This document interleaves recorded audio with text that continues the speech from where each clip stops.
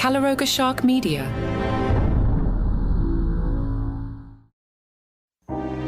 Hello and welcome to Murder Weekly. This episode is titled, Who Loves Ya?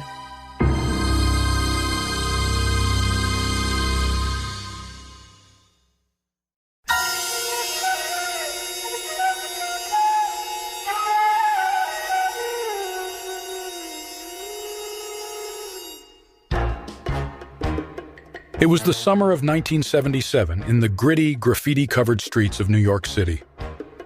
The Big Apple had lost some of its shine, and the city's soul seemed as run down as the abandoned buildings that dotted the landscape. Amidst this urban decay, a detective, known only for his shiny bald head and ever-present lollipop, was about to embark on a gruesome murder investigation that would test his wits and resilience.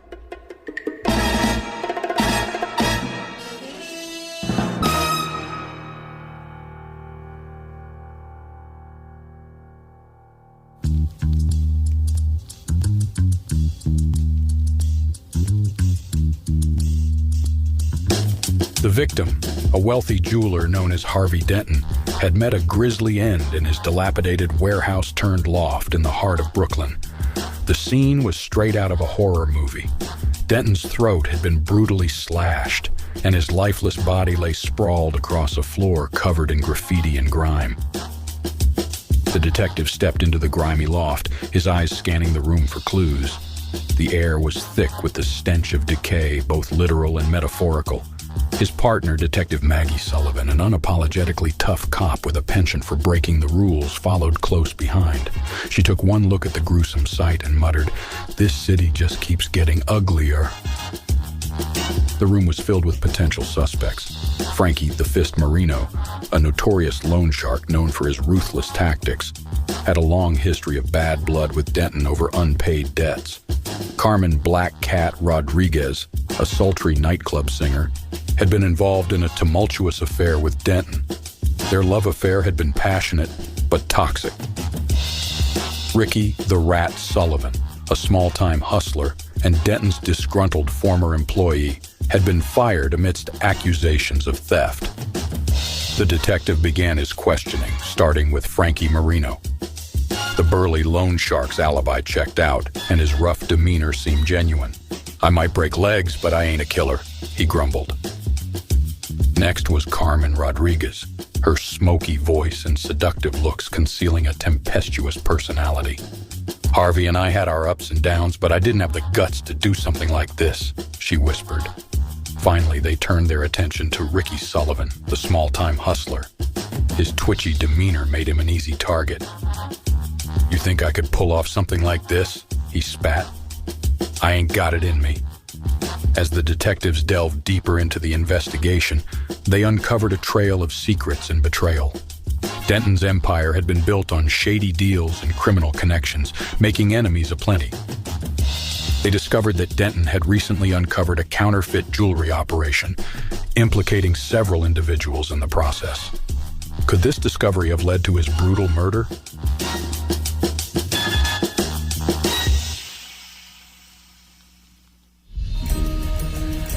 As they dug deeper, the list of suspects grew shorter. Carmen Rodriguez's alibi was solid, and Frankie Marino had his own shady dealings to protect. Ricky the Rat remained the prime suspect, but his protests of innocence became more convincing. Then, Detective Maggie received an anonymous tip, a cryptic message that led them to a storage unit on the outskirts of Brooklyn. Inside, they found a blood-soaked shirt with a distinctive design, a graffiti artist's signature emblem. The shirt bore the unmistakable marks of violence, and it was clear that it had been worn on the night of the murder. The older detective's sharp eyes studied the emblem on the shirt, a vivid combination of colors and shapes that had become Ricky's signature. Originally designed by a local artist. Detective Maggie leaned in closer, her eyes scanning the emblem. "This is Joey's work, no doubt about it," she remarked. The other detective didn't bother to take the lollipop out of his mouth, but nodded in agreement. With the bloody shirt in hand, the detectives left the storage unit and headed to Joey Martinez's known hangout spot, an abandoned subway tunnel covered in his graffiti art. As they approached the tunnel, they heard the rhythmic hiss of spray cans and the sound of footsteps echoing in the underground darkness. A figure emerged from the shadows, Joey Martinez himself, a skinny teenager with a shock of unruly hair and an air of defiance. Joey stopped in his tracks when he saw the detectives, his eyes widening in surprise. "Cops? What do you want?" The older detective stepped forward, holding up the blood-stained shirt. "We found this shirt in a storage unit. It has your emblem on it, Joey. What can you tell us about it?" Joey's face paled as he recognized the emblem. He hesitated for a moment before reluctantly admitting, "I saw someone wearing that shirt the night of the murder. It was near Harvey Denton's place. I was tagging a wall when I saw him run by." Detective Maggie's eyes narrowed. "Did you get a good look at his face, Joey?" Joey shook his head. "Nah, it was too dark and he was wearing a hoodie, but I remember that emblem on the shirt. It's my design, no doubt." The detectives exchanged glances. The connection was becoming clearer. The killer had likely left behind the bloody shirt while fleeing the crime scene, and Joey had witnessed it.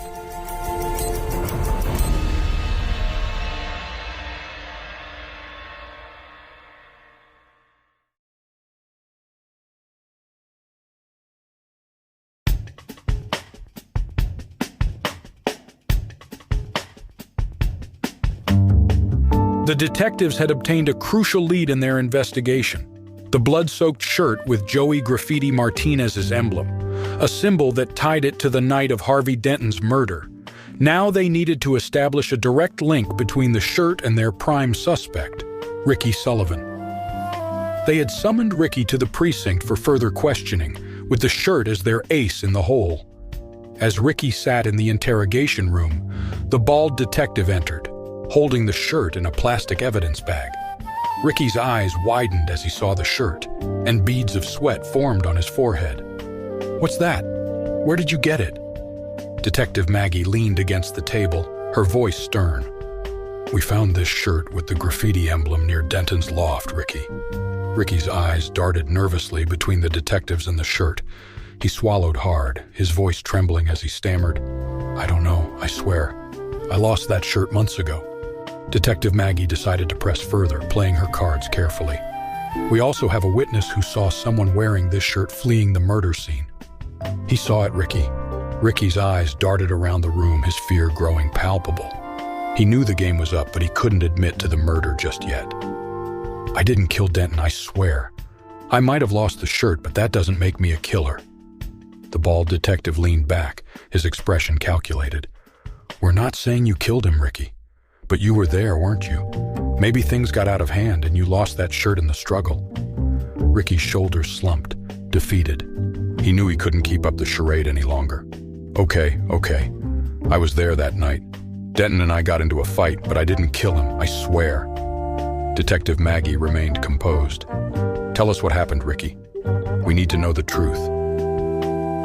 Ricky recounted the events of that fateful night. He had confronted Denton about the counterfeit operation, and the argument had escalated into a physical altercation. Ricky admitted to losing his temper and striking Denton, but he claimed it was in self-defense. "I didn't mean for him to die," Ricky sobbed. "I panicked when he fell and didn't get up. I didn't know what to do." The detectives exchanged glances. Ricky's confession painted a different picture of events. It seemed that Ricky had unintentionally caused Denton's death in the heat of the moment. As they left the interrogation room, Detective Maggie said, "The truth can be a real shocker, huh?" Her partner grinned and replied, "Who loves you, baby?"